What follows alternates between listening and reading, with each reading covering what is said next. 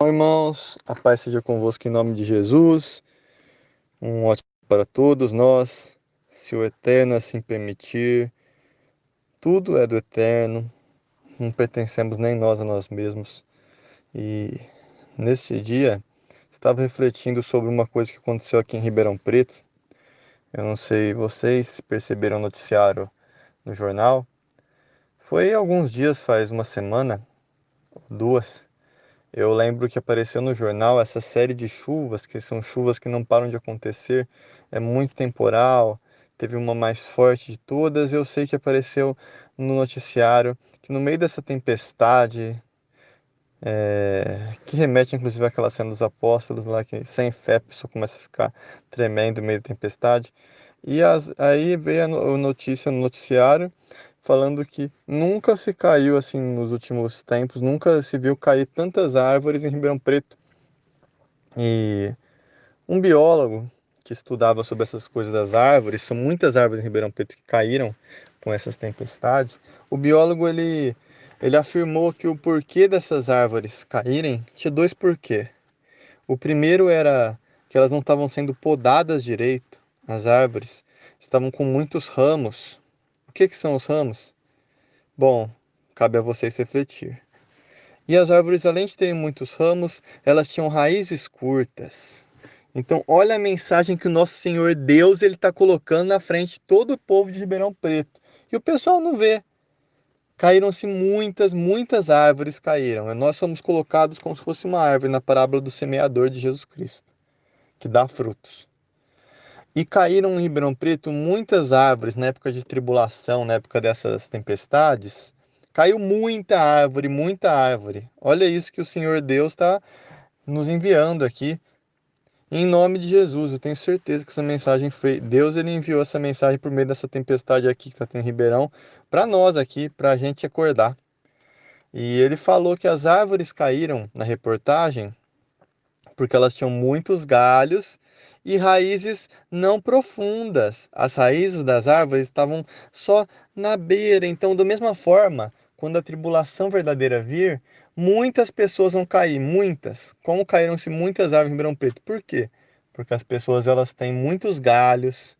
Os galhos são opiniões, preocupações, coisas, mas não tem raiz profunda. O que é raiz profunda? É tudo que você fala, você fazer. É tudo que você estuda na palavra de Deus, você fazer. É você estudar a palavra de Deus e também firmar nela por obras. Então é você realmente botar em prática todo dia a tzedaká, a techuvá, você ir se aprimorando todo dia, fazendo o bem e guardando os ensinamentos eternos, os mandamentos de Deus, por temor e por amor, pelos dois, porque nós temos que ter o temor na frente e o amor atrás. Se a gente não tiver o temor a Deus, a gente é como aqueles insensatos, as virgens insensatas da parábola de Yeshua na sua vinda. E se a gente não tiver o amor a Deus, nós somos como aqueles servos que só servem por medo, mas na hora que o patrão ele vira as costas, na primeira brecha você vai pecar. Então temos que ter os dois. Se você não teme a Deus, você não tem sabedoria, porque você não reconhece o seu lugar. Você vai começar, quem tem muito amor a Deus e não teme Ele, começa a falar com Deus como se ele fosse um amigo, um pai, tudo, mas se esquece que ele, ao mesmo tempo, a posição dele, ele está acima de você, não está de igual para igual. Se ele é humilde e te trata como amigo, não quer dizer que você não tem que ter respeito por ele, né? Não tem todos os amigos do Eterno, inclusive Abraão, a forma que eles falavam com o Eterno era sempre com muito respeito. Então, cuidado com aqueles lá que falam: Eu amo a Deus, estou salvo, não sei o que na graça, não sei o que, e fala com Deus sem, antes de começar a oração sempre colocando o Eterno no lugar dele e você no seu lugar. Senhor querido, teu servo inútil aqui novamente te fala. Em nome de Yeshua HaMashiach, porque pelo meu nome, pelo meu mérito, eu não tenho mérito algum, mas no nome de Yeshua HaMashiach, o teu filho amado, eu me glorio em ti, porque toda a glória vem para ti e você não divide sua glória com ninguém. Então, em nome do teu filho Yeshua, estou aqui presente para orar mais uma vez para ti, El Hagadol, todo-poderoso, todo grandioso, todo perfeito, aquele que abre porta tende numa porta, aquele que faz o impossível virar realidade, aquele que tem todos os juízos perfeitos, aquele que converte o coração nosso de pedra para um coração vivo, aquele que nos mostra nossos erros e nos leva ao arrependimento, aquele que nos ama mesmo a gente sendo tão pecador, tão nojento, aquele que nos ama mesmo sabendo que no fundo do nosso coração a gente tem muitos interesses, interesses em no reino do céu, interesses em várias questões, a gente não faz nada 100%, 100% só porque ele é certo e porque você ama. Eu primeiro tenho que temer a Deus para amar ele, depois porque quem não teme não ama. Então, Eterno, tu sabes de todas essas coisas e coloca na minha cabeça tudo, tudo é teu, nada é meu. Você que criou todas as coisas, eu não criei nada, não consigo nem mudar um fio de cabelo meu, e eu não consigo nem mesmo, Pai, aumentar a vida minha ou de alguma outra pessoa por um segundo. Imagina, e porque eu me preocupo, Pai, porque eu fico me preocupando como teu filho de Jesus, ele falou do futuro. Então, em nome de Yeshua HaMashiach, Pai, estou aqui presente para conversar contigo e dizer que levanta mais trabalhadores, Pai, porque é chegada a última hora. Levanta mais trabalhadores, Pai, porque a última hora está muito perto. Está mais perto do que quando começamos. Em nome de Jesus Cristo, que as pessoas elas parem de preocupar-se só com si mesmas e seus problemas, porque se todo mundo continuar preocupando só consigo mesmo, o mundo ele vai acabar, porque já vemos um mundo cada vez mais centrado centrado no próprio ego. E somente tu, Adonai, Sebaot, somente tu que faz chover sobre os justos e injustos para nos fazer converter e perceber nossos erros, porque enquanto você não chama, e enquanto nosso coração não está sensivelmente aberto para ouvir a repreensão, a gente não percebe nossos erros. Mas eu sei que em nome de Jesus Cristo, Pai, tu está chamando mais trabalhador, está modificando o coração de nosso e dos outros, para que todos nós nos aproximemos cada vez mais da tua santa e boa vontade. Porque a pessoa só sabe qual é a boa e verdadeira e justa vontade de Deus, agradável, quando a pessoa realmente ela sofre. E não é no amor, é na dor que a pessoa ela vê essa boa e justa vontade de Deus. Porque o que é bom para o ser humano não é bom para Deus, mas o que é bom para Deus é realmente bom. Não é uma coisa que é perecível, não é uma coisa que é material, não é uma coisa que simplesmente é bom porque me ajuda, mas é uma coisa que é bom em todos os sentidos para todo mundo. Porque as pessoas estão muito preocupadas em o que é bom para mim ou para minha família, mas ninguém, quase ninguém, se preocupa com o que é bom perante os olhos de Deus para o mundo. Então, em nome de Jesus Cristo, que possamos ser como aquelas árvores que elas são firmadas na rocha da palavra de Deus, com raízes fundas e galhos curtos. Uma árvore que fala pouco, mas faz muito. Paz seja convosco em nome de Jesus Cristo, amados. Tenham todos uma boa semana e que vejam as coisas que acontecem na sua volta, porque elas nos dão mensagens. Essa aqui em Ribeirão Preto foi muito forte. Eu não sei se só eu que vi isso ou se mais algum irmão acabou vendo isso, mas se um irmão não viu isso, agora está visto. Então dê glória a Deus também, como eu estou dando glórias a Deus agora, porque Ele é maravilhoso, isso não é coincidência, irmãos. Não é. Ter caído um monte de árvore com galho longo e raiz curta, e aí aqui em Ribeirão Preto, justamente aqui, o jornalista, o biólogo falar exatamente essas palavras, falar dessa forma, é, que as árvores caíram porque elas não foram podadas direito, elas tinham galhos longos e elas tinham raiz que ela era curta. Então é isso. E eu só fui perceber agora porque o Eterno me permitiu. Não vem de mim isso. Então, glória a Deus por tudo, não é glória a mim. Porque eu não percebi porque eu quis perceber ou porque é minha inteligência, mas porque o Eterno, ele me, ele me agraciou com essa resposta, ele me capacitou. Porque na parábola dos talentos fala que cada um é dado uma quantidade. A um é dado um talento, até esse nome talento, entende? Talento. Eu tenho um talento de tocar violão.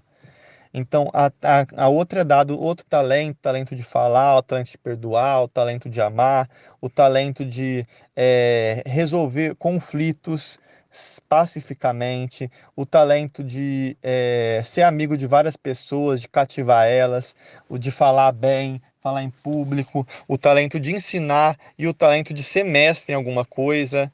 Tudo isso é talento que Deus dá, mas a glória é de quem? Então, se você não usa seus talentos que o Eterno te deu para glorificar Ele, então você vai ser julgado naquele grande dia. O Eterno vai falar: eu te qualifiquei, meu filho. Eu te dei esses talentos. E por que você não investiu eles na obra do meu reino? Por que você não investiu eles para fazer o bem para o próximo e assim o próximo glorificar a mim por meio do nome do meu filho Jesus ou por meio de bênçãos a Deus em nome de Jesus? Então por que você não investiu esse talento? E aí a visão daquele trabalhador que ele acha que ele é salvo somente pela graça e não faz quase nada para a obra, no máximo uma caridade ou outra, mas se esquece que não é só de caridade que se conquista o reino dos céus, tem muita mais coisa. Então a pessoa que ela fica assim no máximo, eu dei R$ 1 aqui na rua, assim, uma vez por semana, eu vou aqui, dou uma coisinha, acabou, eu tô salvo. Eu tô fazendo mais do que minha obrigação. As pessoas quando fazem caridade têm a ideia ignorante de achar que elas estão fazendo mais. E na verdade elas estão fazendo o mínimo de todo, eu não gosto da palavra, mas eu vou falar cristão, seguidor de Jesus Cristo, Yeshua HaMashiach, Jesus o Messias, Nazareno, ungido de Deus, seguidores de Jesus, o mínimo é amar o próximo como a ti mesmo e fazer caridades e fazer tzedakah, que é dar aquilo que você tem e a outra pessoa não tem. E é justo que você dê. Então é isso, é o mínimo de se fazer, é o mínimo. Depois que vem realmente outras coisas. Se você faz isso, caridade, e você crê em Deus, tem emuná e é fiel à palavra, porque crer é duas coisas. Você não crê, não é só crer. Até os diabos creem e tremem. Até os demônios creem e tremem. Tiago 2. Crer, a palavra fé, emuná, significa o quê? Ser fiel a Deus, segundo a palavra dele, é fidelidade. E também quem tem emuná, quem tem fé, ele é duas coisas. Ele é fiel e ele é confiável. Ele confia em Deus. Então você tem que ser fiel à palavra de Deus e também confiar nele, porque tem hora que vai dar tudo errado. E aí você tem que ter essa fé, essa mudar, que é você confiar por meio de obras de confiança, de que Deus, ele realmente, você está confiando que ele vai te libertar nisso. O quê? Não tendo raiva quando você vê uma pessoa que você ama morrer, não dando a culpa em Deus, não ficando completamente assim, revoltado na hora que parece estar dando tudo errado na sua vida. Isso também é fé. Mas a fé vem dos dois lados, é fidelidade e confiança. Porque quem tem fé em Deus tem que ter emuná, e a palavra original emuná, que significa fidelidade. Em Salmos, ela é traduzida como fidelidade. E Deus, ele é fiel. A palavra amém significa Adonai Melech Neman. Amém é um acrônimo que significa Adonai, Deus, o Senhor do meu Senhor Jesus, o Senhor, ele é Rei fiel, Melech, Avimelech. Lembra desse nome, Avimelech? Abimelech, traduzido, que é Avimelech, que significa meu pai é rei. Adonai Melech Neeman, fiel. El Neeman, um dos nomes do Eterno é esse. Fiel. O Senhor, ele é Deus fiel. El Neeman. Ele é Deus também, todo-poderoso, El Shaddai, o guardador das portas de Israel, El Israel, El Elyon. Ele é maravilhoso, irmãos. Que sejamos então árvores com raízes profundas e os galhos bem podados. Quem que poda o galho? Com o que você poda um galho? Essas opiniões que a gente tem, que às vezes a gente fica tudo no achismo, com a espada. O que que é a espada? A espada é a palavra de Deus. E se eu não sei usar a espada tanto para me podar quanto para podar o outro, eu vou ferir o outro. Então, eu queria podar só um galho, uma opinião da pessoa de uma forma amável, como em Provérbios fala que um discurso manso, edifica a alma, um discurso, quando você vai conversar assim, sem mansidão, sem estar rendido pelo Espírito Santo, você cria uma briga. Então, assim, aquelas pessoas que estão novas na fé, eu não sou tão velho na fé, mas o Eterno me capacitou bastante, e graças ao Eterno, tudo isso.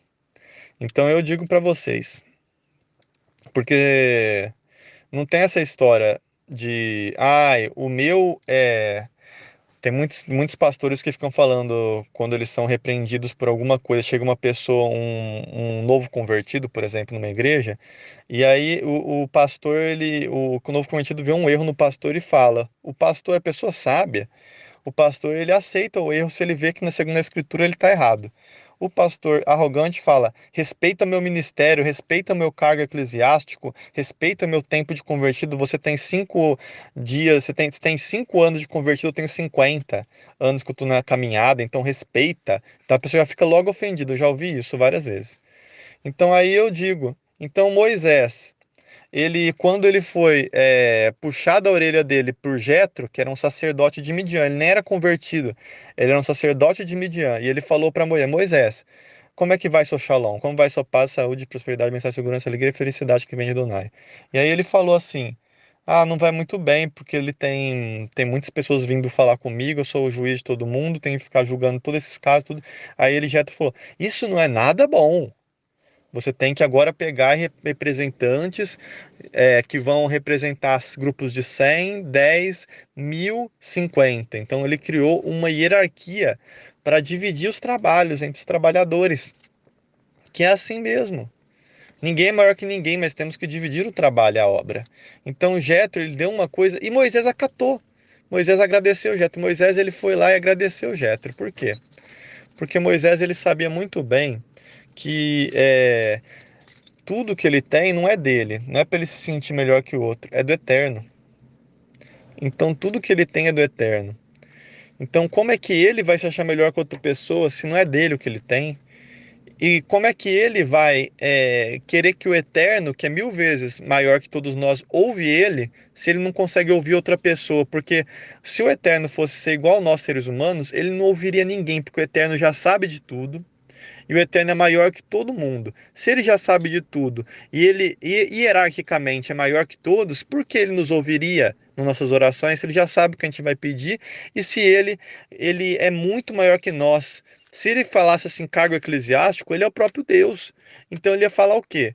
Eu não vou ouvir esse meu servo, nem mesmo Jesus Cristo ele ouviria, porque Jesus Cristo é abaixo dele. Então, se fosse arrogante como todos nós, por dentro, no fundinho somos, o Eterno não ouviria ninguém.